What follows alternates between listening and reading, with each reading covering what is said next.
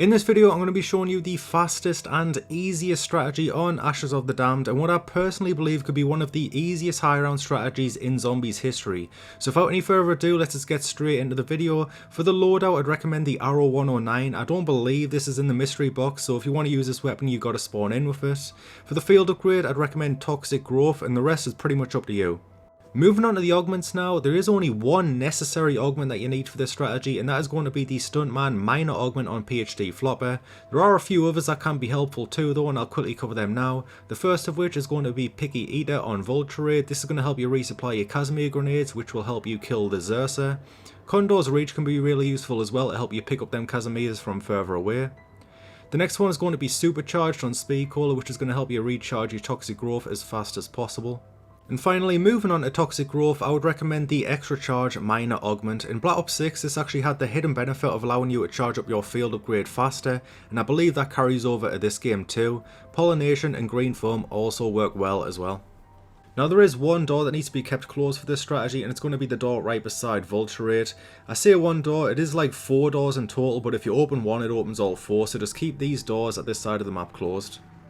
So the high round strategy is going to take place in this jail cell opposite Klaus. You want to come all the way to the back corner of the room inside the jail cell, jump on top of the bed, and then this is where we're going to be bouncing our way all the way to high rounds. Moving on to the high round strategy now, so to start off with, I would recommend putting the Toxic Growth down as close to the bed as possible. This is going to be the most important Toxic Growth spot, so if you can only ever put one Toxic Growth down, I'd recommend putting it down as close to the bed as possible. If you have a spare, put it close to the jail cell doorway just to give you that extra protection. And then from that point you just want to back all the way up to the corner of the room and just keep doing little wall jumps off the wall. This is going to trigger the Stuntman minor augment on PhD to do little explosions over and over again, which is going to knock all the zombies down in front of the jail cell, pretty much making it impossible for the zombies to get to you.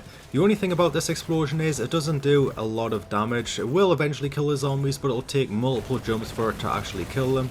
So what I'd recommend doing is, in order to speed this strategy up as much as possible, use the Wonder Weapon or the Arrow rocket launcher to help kill the zombies in between the explosions. And make sure if you are using the Wonder Weapon to use the explosive shots, because you don't want to just shoot the regular bullets out and call them back. You want to make sure that you've blown up the whole room and all the zombies inside the room with them explosive shots.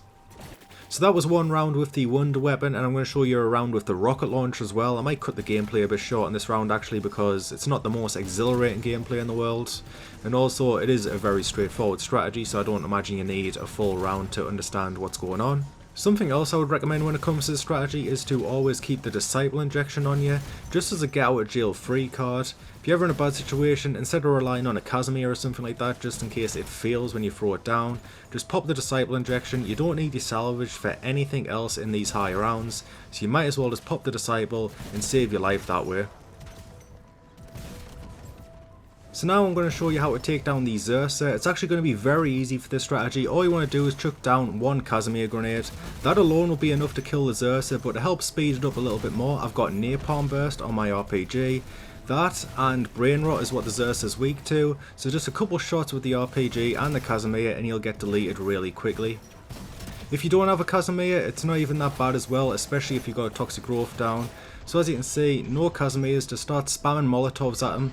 He's weak to fire, like I was saying before with Napalm Burst on the RPG, so the Molotovs do a lot of damage to the Xerxes in the later rounds.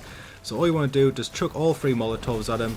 Either keep shooting with the RPG or shooting with the Wonder Weapon and you'll go down really quickly as well. As long as you have that Toxic Growth in front of you, the Xerxer's not even going to get close to you. The Toxic Growth will just slow him down so much. So now I'm going to give you a quick tip. If you're shooting the RPG and you get a drop like an Insta Kill, a full power, or max ammo, a drop that you really want, just switch to your Wonder Weapon, shoot the power up and then retract the bullet back towards you.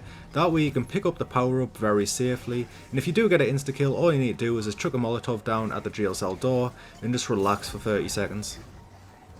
For the last part of the video, I'm going to quickly cover Cursed. I actually believe this strategy is at its easiest in the Cursed game mode, which is weird because Cursed is supposed to be a mode for hardcore players, but I do actually think it's at its easiest. So I'd recommend going all the way to tier 3 in Cursed, and it won't even impact your gameplay that much. The relics I would recommend would be the Teddy Bear relic, the Focus and Stone relic, the Bus and the Dragon. This isn't going to impact the strategy at all.